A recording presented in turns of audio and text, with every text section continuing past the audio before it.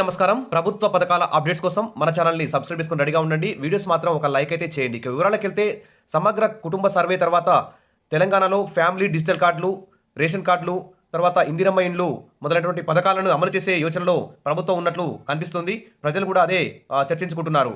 ఇక ఇంటింటి సర్వే అయితే 58% పూర్తయింది. ములుగు జిల్లాలో అత్యధికంగా 87.1%, అత్యల్పంగా హైదరాబాద్ సిటీలో 38.3% అయితే నమోదైంది. మొత్తానికైతే సర్వే అయితే కొంత వేగంగా నడుస్తుంది. కొన్ని చోట్ల చాలా మందకొడిగా సాగుతున్నట్టు తెలుస్తుంది. ఇంకా ఈ సర్వేపై చాలా సందేహాలు ఉన్నాయి.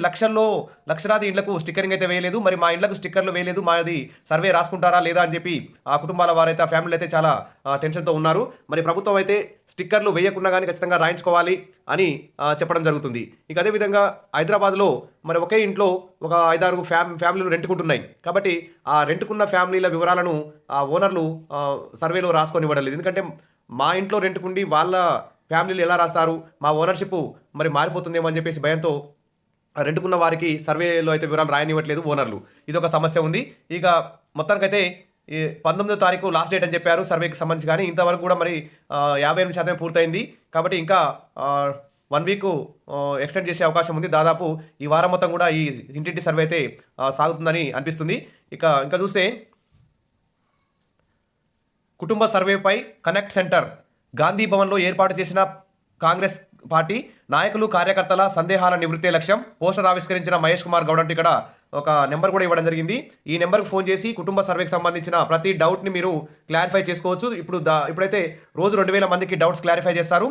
ఇక తర్వాత రాబోయే 15 రోజుల్లో 30,000 కార్యకర్తలతో నేరుగా మాట్లాడే విధంగా కార్యాచరణ అయితే సిద్ధం చేసినట్టు తెలుస్తుంది. కాబట్టి మీకు ఏమైనా డౌట్స్ ఉంటే ఈ నెంబర్కి ఫోన్ చేసి మీరు సమగ్ర సర్వేకి సంబంధించి డౌట్స్ క్లారిఫై చేసుకోండి. ఇంకొన్ని చూస్తే డేటా ఎంట్రీ సాఫ్ట్వేర్లో సమస్యలు 2-3 రోజుల్లో పరిష్కారం. 300 మంది మాస్టర్ ట్రైన్లకు తర్ఫీదు. ముమ్మరంగా కొనసాగుతున్న సమగ్ర సర్వే. మరి రాష్ట్రంలో 67.72 లక్షల ఇండ్ల నమోదు పూర్తి అంటూ ఇక్కడ న్యూస్ అయితే రావడం జరిగింది. మరి ఇక్కడ సర్వేలో సేకరించిన సమాచారాన్ని మరి కంప్యూటర్లో ఎక్కియాలి. కాబట్టి దానికి సంబంధించి కూడా కొన్ని సమస్యలు వచ్చాయట. ఆ సమస్యలు కూడా 2-3 రోజుల్లో పరిష్కారం అవుతాయంట. తర్వాత రాష్ట్రంలో కులగణన సర్వే పట్టణాలు కంటే గ్రామాల్లోనే వేగంగా జరుగుతుంది అని ఇక్కడ ప్రభుత్వం అయితే చెప్తుంది. ఇక సర్వే సమాచారం సగమే, సమగ్ర కులగణనలో అన్ని వివరాలు చెప్తలే. దరఖాస్తులో 56 ప్రశ్నలు, 19 ఉప ప్రశ్నలు, కులం, కుటుంబ వివరాలు అప్పులే చెప్తున్నారు. ఆస్తులు, పథకాల లబ్ధి, ఇతరత్రా ప్రశ్నలకు నో. వస్తున్న స్కీమ్స్, ఇందిరమ్మ ఇండ్లు కానీ, రేషన్ కార్డులు కానీ, హెల్త్ కార్డ్స్ కానీ, రుణమాఫీ కానీ అన్నీ పోతాయేమనే భయంతో వెనుకడుగైతే వేస్తున్నారు. కనీసం జీతాలు కూడా కరెక్ట్గా చెప్పట్లేదని కొందరు ప్రభుత్వ ఉద్యోగులు చెప్పట్లేదని చెప్పేసి ఎన్యూమరేటర్లు అయితే తలలు పట్టుకుంటున్నారు. ఇంకో న్యూస్ చూస్తే సర్వే సమాచారం సగమే. మరి 19వ ప్రశ్న నుంచే ఎన్యూమరేటర్లకు అసలు సమస్య అయితే మొదలవుతున్నది. మరి కొందరు చేసే పని కాకుండా వేరే పని చెప్తున్నట్లు తేలింది. తర్వాత వ్యాపారం ఏం చేస్తున్నారని అడిగితే ఏం బిజినెస్ లేదని జనం అంటున్నారు. వార్షిక ఆదాయం, ఐటీ చెల్లింపులు, కుల వృత్తి, బ్యాంక్ ఖాతా నెంబర్ల గురించి ప్రశ్నలున్నాయి. వాటికి జనం సరిగ్గా సమాధానం అయితే ఇవ్వడం లేదు. ధరల్లో ప్రభుత్వం దగ్గర ఎవరెవరి పేరు మీద ఎంత భూములు ఉన్నాయనే వివరాలు అయితే ఉన్నాయి. అయితే సర్వేలో కుటుంబాల వారీగా ప్రభుత్వం ఈ వివరాలను కూడా తీసుకుంటున్నది. గ్రామాల్లో ఎవరికి ఎంత భూమి ఉన్నదో జనం చెప్పేందుకు ముందుకు రావడం లేదు. అయితే ఇంట్లో నాన్న పేరు మీద ఉన్నదని, తాము వేరుగా ఉంటున్నామని, కొందరైతే ఉన్న భూమిని ఎప్పుడు అమ్ముకున్నామని ఇలా తప్పుడు సమాచారం ఇస్తున్నట్లు తెలిసింది. అసైన్డ్ భూములు పొందిన వాళ్ళు కూడా వివరాలు తెలియజేయడం లేదు. ఇవే కాకుండా స్థిర చరాస్తులు, ఇంట్లో బైక్ ఉందా, కారు ఉందా, ట్రాక్టర్ ఉందా అనే వాటికి కూడా నో చెప్తున్నారు. ఇక గొర్రెలు, ఆవులు వంటి పశుసంపద విషయంలోనూ కరెక్ట్ సమాచారం ఇవ్వడం లేదు. రిజర్వేషన్ నుంచి ఉద్యోగ ప్రయోజనాలు ఏమైనా పొందారని అడగ్గా చాలా మంది చెప్పడం లేదు.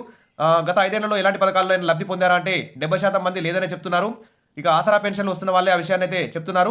పథకాలు వచ్చాయని చెప్తే భవిష్యత్తులో అసలు ఏమి ఇవ్వరేమన్న అపోహతో ఉన్నారు. ఇప్పటికే సర్పంచులు, ఎంపీటీసీలు, ఎంపీపీలుగా, జెడ్పీటీసీలుగా, ఇతర ప్రభుత్వ పొలిటికల్ నామినేటెడ్ పోస్టులో పనిచేసిన వాళ్ళు కూడా ఆ వివరాలు చెప్పేందుకైతే నిరాకరిస్తున్నారు.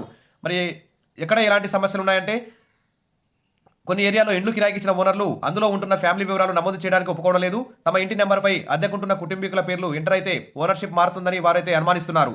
ఇక సర్వే అయితే కొన్ని చోట్ల నత్తడకన నడుస్తుంది. ఇక సర్వేకు దూరంగా సీఎం, మంత్రులు సమగ్ర కుటుంబ సర్వేలో వివరాలు ఇవ్వని వైనం. అదే బాటలో పీసీసీ చీఫ్ పట్టించుకొని కాంగ్రెస్ ఎమ్మెల్యేలు, కీలక నేతలు మేమెందుకు ఇవ్వాలంటూ ప్రజల నిరాకరణ. రాష్ట్రంలో అబాసుపాలవుతున్న ఇంటింటి కుటుంబ సమగ్ర సర్వే అంటూ ఇక్కడ న్యూస్. సర్వేపై అనుమానపు జాడలు, స్పందించని హైదరాబాద్ కలెక్టర్, తలలు పట్టుకుంటున్న ఎన్యూమరేటర్లు. కుటుంబ సర్వేలో సీఎం, మంత్రులు, ఎమ్మెల్యేలు తమ కుటుంబాల వివరాలు ఇవ్వకపోవడంపై ప్రజలైతే ఆగ్రహం వ్యక్తం చేస్తున్నారు.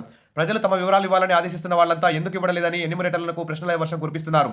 ముందుగా వాళ్ళ వివరాలు తీసుకుని ఆ తర్వాత వద్దకు రావాలని కరాఖండిగా చెప్పేస్తున్నారు. దీంతో ఏం సమాధానాలు చెప్పగా సర్వేకి వెళ్ళిన అధికారులు అయితే కొంచెం తలలు పట్టుకుంటున్నారు.